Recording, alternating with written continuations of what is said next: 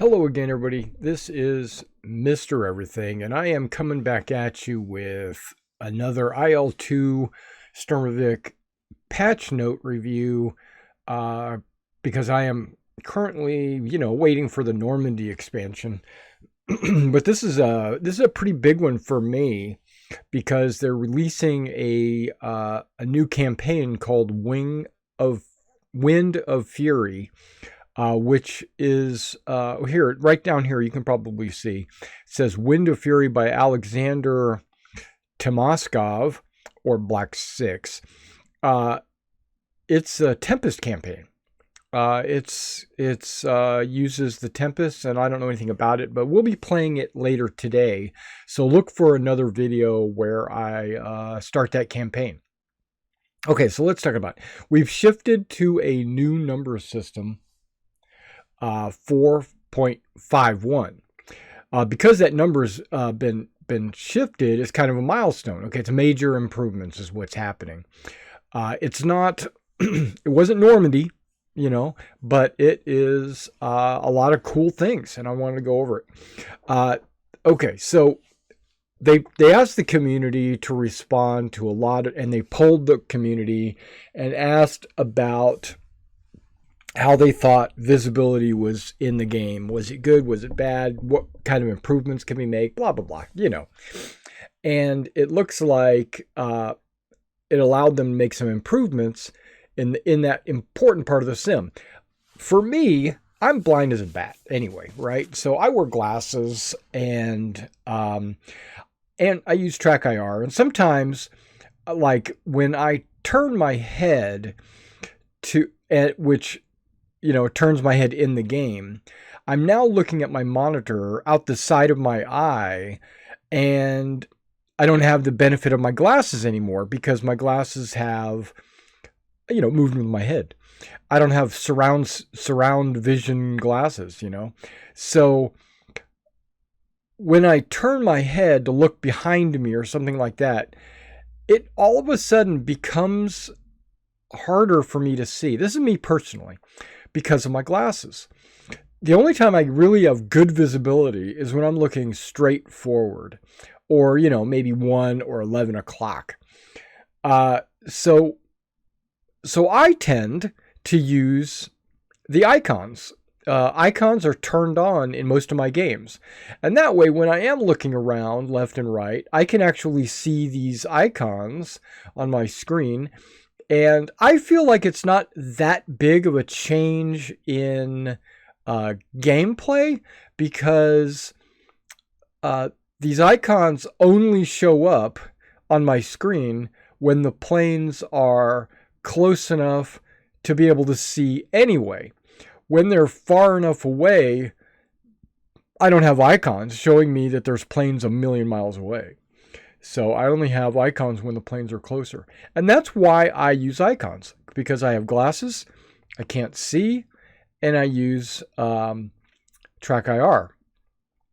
But when I play the game this afternoon, I'm going to turn my icons off. Again, I do it from time to time just to experiment. But I'm going to experiment again tonight. I'm going to turn my icons off, and I'm going to play the Wind of Fury campaign, and I want to see if I can see the enemy or the friends or whatever. And this is what it says. The distant level of detail scaling system has been adjusted. Okay, that's good, because sometimes when I am in the cockpit, I can see dots off in the distance, but when I zoom in, they disappear. Hopefully that doesn't happen. Their lighting has been made full, atmospheric haze options, and an increased anti-aliasing system has been added. And they're sure the update will make online multiplayer experience totally different. And our next target for the next update is improved pilot G tolerance. Okay, so we'll see. That looks like I can spot those planes. Not too difficult. I mean, those are pretty hard. Now, if you get anything further, I'm going to have a hard time seeing them. Okay, in addition to these very important changes, today's update brings you the new campaign Wind of Fury. We talked about that a little bit. It's free for Bodenplatte users. That's me. It means that our promises on that Bodenplatte will include are finally fulfilled. Oh, I didn't know that there was a certain promise, but okay. That doesn't mean they're going to stop improving. Okay. Oh, they're going to improve the Rhineland career mode. That's good. I like the Rhineland career modes, but they are kind of stale, right? Okay, so let's see. We got Wind of Fury campaign screenshot. That's cool. I'm going to click it. Maybe use it as a thumbnail.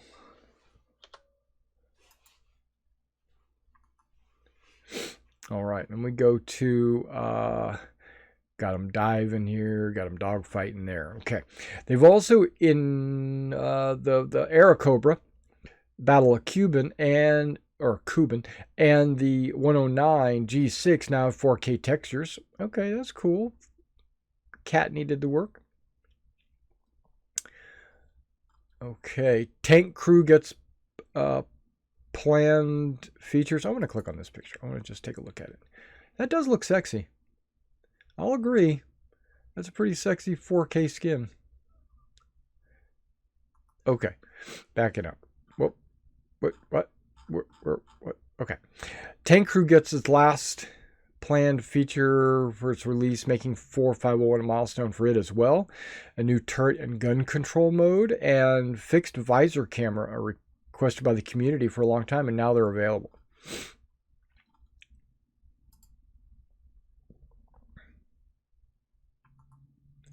I haven't really got into the tank mode and played that at all. But here's what they did. New scenario campaign, Wind of Fury. Aerocobra 109 fighters now 4K. The long-range level of detail scaling system for aircraft has been adjusted. Aircraft spotting at short and medium distance, especially when using wide camera angles, is greatly improved. Visibility at distance has been adjusted to be closer to reality. Okay, so I'm assuming that planes far away looked like they were even further away. Okay, alternate visibility has been renamed enhanced visibility. Anti-aliasing ×8 option has been added. Oh, I might have to do that. I got a good graphics card. We'll see what it does. Atmospheric haze density, quick mission builder. Okay. Dawn dusk fog option has been added. Okay. The haze density option, 0.0 to 1.0, is now stored in the mission file. Okay. Radiation fog appears at dusk. Not nuclear radiation. Okay. Distant levels of aircraft now have been made surface material settings to closer and more detailed level of details, making the lighting of distant aircraft much more realistic and enabling reflections and glints. Okay, so you might see a little glint off in the distance. In a multiplayer game, tooltip has been added. Okay. The information is also available in multiplayer server lobbies. Okay. AI improvements. Yeah, they need it.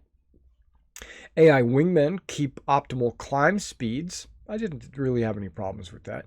AI aircraft now use combat and emergency engine modes for fastest possible climb. Okay. AI fighters now more actively attack maneuvering targets at lower speeds. Okay. And then there's tank improvements. New control mode allows aiming of a tank gun using a joystick.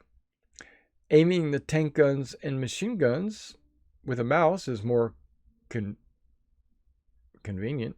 Fixed cameras added to tank visors. You cycle through the views.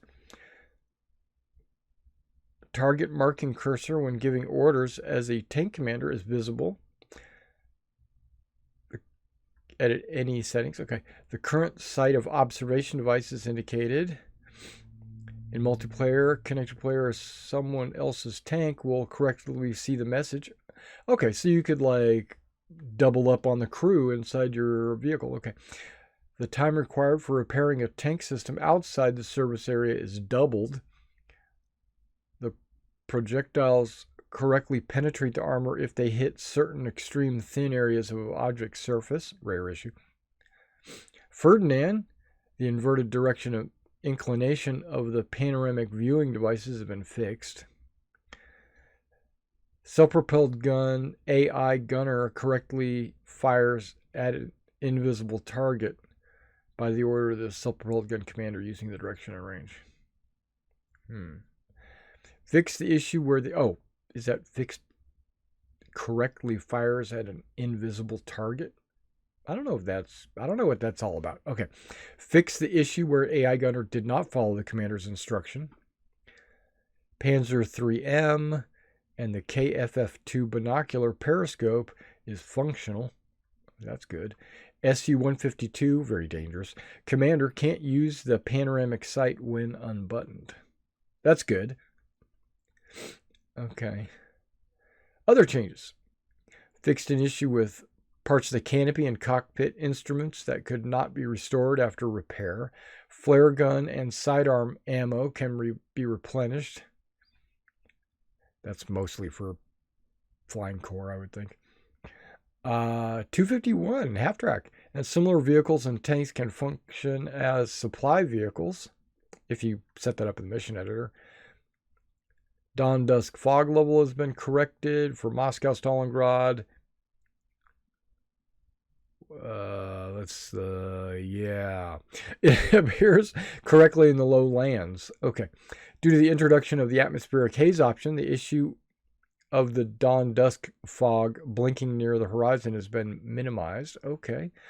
The difference in the density of atmospheric haze is minimal when using the minimum 40K and maximum 150 kilometer visibility range options. For tank crew members, to recover from the loss of consciousness in the event of a powder gases poisoning, it is required for the air to become noticeably cleaner. So basically, you will stay unconscious longer if there's still gas in the area, you know what I mean? Fixed a graphical artifact at the base of the LA5 headlamp switch. Okay, so there must have been a problem there. Fixed the lack of sound when releasing or retracting the landing gear on the I-16 and Ju-88. Okay, so you notice that there was a lot of improvements. They've been working hard. I appreciate the whole I appreciate the 1C Game Studios and the 777 crew for all that they do. They're making a great series of flight sims. Okay, guys, let me go ahead and get out of this, and I'm going to start spooling up my Tempest for the Wind of Fury campaign. I'll see you in just a few minutes. Catch you later.